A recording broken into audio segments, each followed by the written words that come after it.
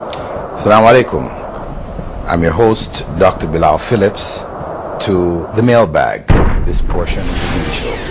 And in this segment, we'll be looking at the questions which you have written in, called in, to get answered based on what you've seen on the show and what you think we might be able to help you with. So without any further delay, I'm going to go straight into your questions.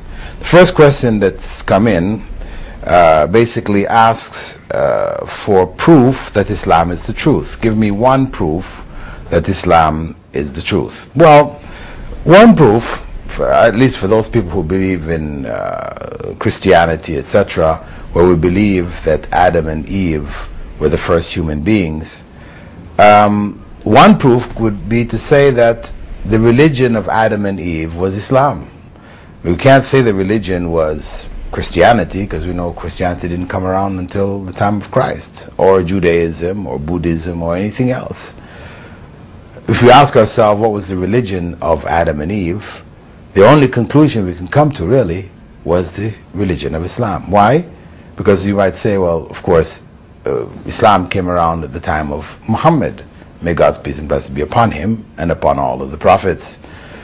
But the fact of the matter is that though the last expression of Islam was in the time of Muhammad, may God's peace be upon him, it was the same message which was taught by all of the earlier prophets.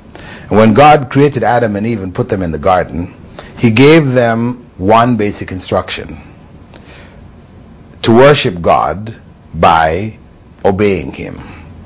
That they could eat from all of the trees in the garden except for one tree. And they were obliged not to eat from that tree.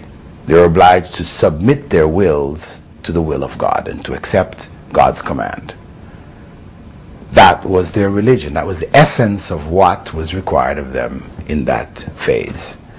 Now, submission of one's will to God in Arabic is called Islam. So Islam really has nothing to do with Muhammad, may God's peace and blessings be upon him, per se, in that sense.